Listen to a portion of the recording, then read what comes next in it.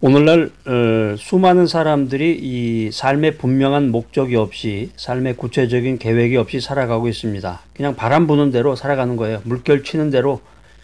그래서 이 시대의 사람들은 유행 따라 사는 거죠. 유행 따라 또 눈치 보면서 이리저리 요동하면서 살아가고 있는데 여러분들 오늘 어떻습니까?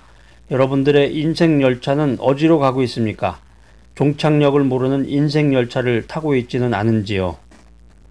제가 우연히 그 은하철도 999라고 예전에 오래전에 그 나왔던 그 만화 영화 있었는데 여러분들 그거 보셨어요? 은하철도 999라고? 보신 분 한번 손 들어보세요.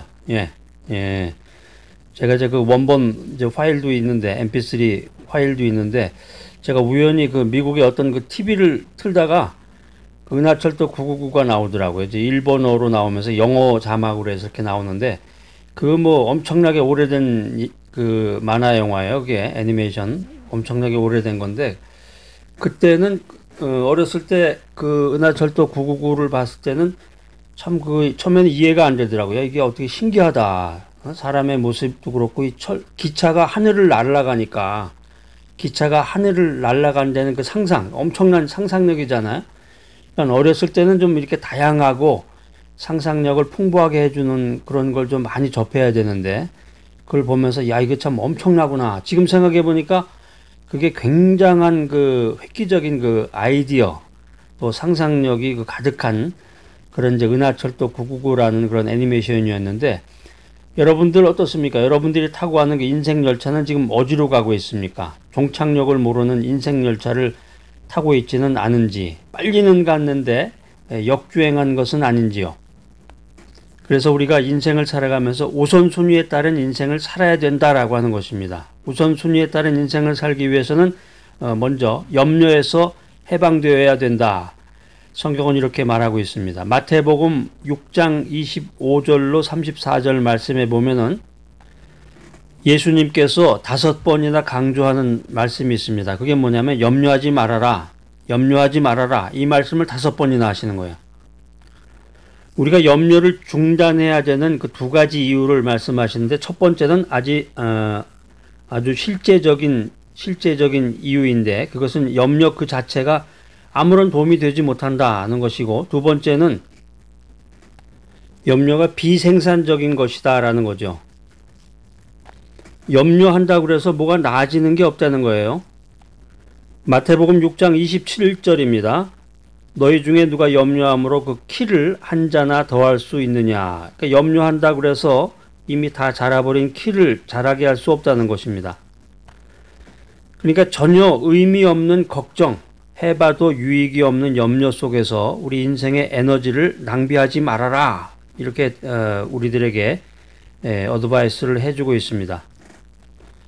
이 염려 그 자체는 우리 인생에 아무런 이 생산적인 도움을 제공할 수 없다고 성경은 강조해서 재차 말하고 있는데 이 염려라고 하는 말이 이제 마태복음 6장 26장에 나오는 이 염려라는 말이 신약 성경은 이제 헬라어로 적혀져 있죠. 원어 성경에 보면은 메림나오라고 하는 그런 단어로 되어 있는데 메림나오 이 단어가 이제 합성어예요. 메리조라고 하는 단어하고 메리조와 누스라고 하는 단어가 결합이 된 합성어입니다. 헬라어 메리조와 누스라는 말이 합쳐져서 합성어가 된 것이 메림나오인데요. 그게 이제 염려라는 말인데 이 메리조라고 하는 단어는 뜻이 나눈다는 뜻이에요. 나누다. 누스라는 말은 마음이라는 뜻이에요. 마음. 그러니까 이 염려한다는 거는 마음이 나누어진다는 거죠. 마음이 나누어지는 거예요. 그러니까 우리가 인생 살다가 마음이 이렇게 나누어지면 중요한 사태가 발생하는데 어떤 일에 집중할 수가 없어요. 어떤 일에 집중할 수가 없다. 정말 중요한 일에 이 집중력이 떨어지게 되면은 우리가 살아가는데 기대하는 좋은 결과를 생산해낼 수가 없다라고 하는 것입니다. 그것이 염려의 가장 중요한 악이라고 할 수 있는데 염려하는 일에 시간을 뺏겨서 염려하는 일들 속에서 마음이 나누어진 나머지 그보다 더 중요한 가치를 지닌 어떤 일에 우리가 집중할 수 없다는 인생의 문제가 발생하게 된다. 이것을 성경이 우리들에게 교훈하고 있는 것입니다. 마태복음 6장 31절 32절에 보면은 그러므로 염려하여 이르기를 무엇을 먹을까 무엇을 마실까 무엇을 입을까 하지 말라. 이제 의식주의 문제죠. 의식주의 문제라고 하는 것은 인생을 살면서 이 땅에서 살아가는 동안은 관심의 대상이 되는 것입니다. 누구에게나 관심의 대상이 되는데 믿음의 성도들도 마찬가지죠. 의식주에 대해서 관심이 많죠. 오늘 점심때 뭐 맛있는 걸 먹을까? 사람 만나러 가는데 옷은 무엇을 입을까? 아파트는 무슨 동네에 있는 무슨 아파트에 살까? 이 의식주의 문제가 인생 살아가면서 최대의 관심사입니다. 의식주에 대한 것을 생각하지 말아라 이런 얘기가 아니라 의식주에 대한 것 때문에 염려하지 말아라는 거죠. 의식주 문제 때문에 염려에 빠지지 말아라. 요즘 인생 살기가 어렵고 일상이 어렵다고 얘기하시는 분들이 많습니다. 이 자영업 하시는 분들은 영업을 이제 문을 닫고 장사를 못하는 분들도 많은데 믿음을 가지고 있는 믿음의 성도가 세상 사람들이 하는 그 의식주 문제에 집중해 가지고 거기에 빠져서 염려의 그 독에 빠져서 염려만 하게 된다. 이렇게 믿음의 성도들이 세상 사람들과 똑같이 염려하고 그것으로부터 해방되지 못한다. 자, 이렇다 그러면은 이 믿음의 의미가 뭐냐는 거죠. 그렇다면 믿는다는 게 도대체 뭐냐? 믿음을 가진 그 성도가 믿지 않는 사람들과 똑같이 염려, 근심, 걱정한다 그러면은 이게 뭐 다를 게 뭐 있냐는 거죠. 여러분들 한번 대답해 보세요. 뭐 어떤 디퍼런스가 있습니까? 마태복음 6장 32절 보겠습니다. 이는 다 이방인들이 구하는 것이라 너희 천부께서 이 모든 것이 너희에게 있어야 할 줄을 아시느니라. 무엇을 먹을까, 무엇을 입을까, 무엇을 마실까 하는 것 때문에 염려하고 그래서 방황하는 인생, 그렇게 삶을 사는 것이 이방인들, 예수를 믿지 않는 사람들의 모습이다. 그런데 이방인들이 구하는 것이라고 이렇게 성경이 말하고 있는데 무엇을 입을까, 무엇을 마실까, 무엇을 먹을까, 이것은 예수 믿지 않는 사람들이 구하는 것이다. 이렇게 성경은 말하면서, 그런데 문제는 믿는다고 하는 너희들, 믿음 안에서 사는 너희들도 똑같지 않냐? 자, 여러분 대답해 보세요. 똑같은가요? 다른가요? 믿음을 가진 크리스찬이라면 뭔가 달라야 되겠는데 불행하게도 똑같다는 거예요. 똑같다. 예수를 믿으나 예수를 믿지 않으나 똑같이 염려에 매여서 똑같이 방황하고 똑같이 인생의 짐의 무게에 눌려 산다라고 하는 것입니다. 이게 인생의 아이러니죠. 이렇게 염려, 근심, 걱정하고 슬퍼하면서 삶의 방향을 알지 못하고 방황한다면 예수는 뭐 때문에 믿는 것입니까? 도대체. 우리가 드리는 예배, 우리가 그리스도를 구세주와 주님으로 영접했다는 고백이 우리의 삶의 변화와 차이점을 도저히 전혀 가져올 수 없다 그러면은 그 믿음의 의미, 신앙의 의미가 과연 어디 있느냐?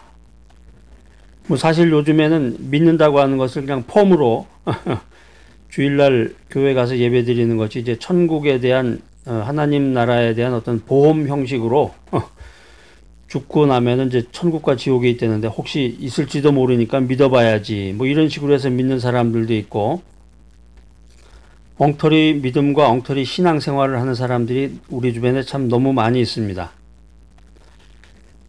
1세기에 이 초대교회의 문서들을 연구하던 이 신학자들이 어느 날 아주 재미있는 인물 하나를 찾아냅니다. 이 인물의 이름은 자주 언급되지만 그의 행적은 잘 알 수가 없었습니다. 그래서 이 신학자들은 이 인물을 가리켜서 참 신비로운 사람이로구나 이렇게 이야기를 했습니다. 이 인물의 이름은 디테디오스 아메리노스입니다.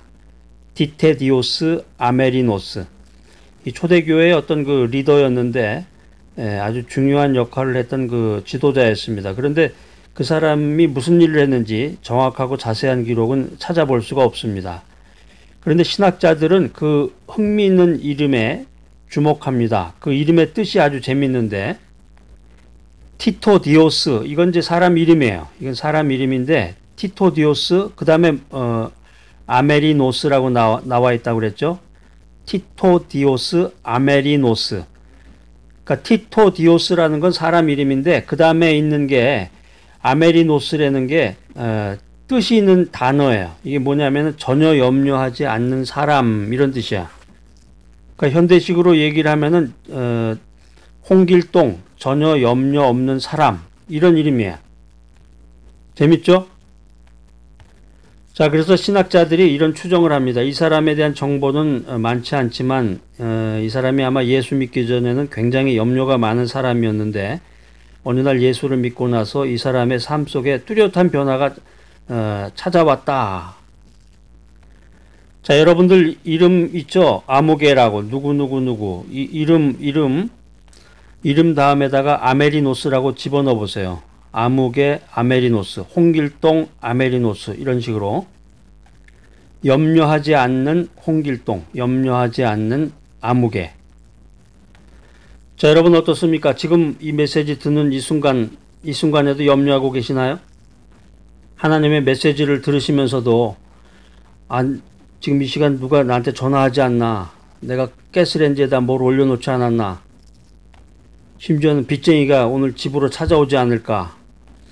자식이 또 돈 달라고 전화하지 않나? 오늘 저녁 때는 뭘 먹지? 지금 이 순간 여러분 염려하지 않으십니까?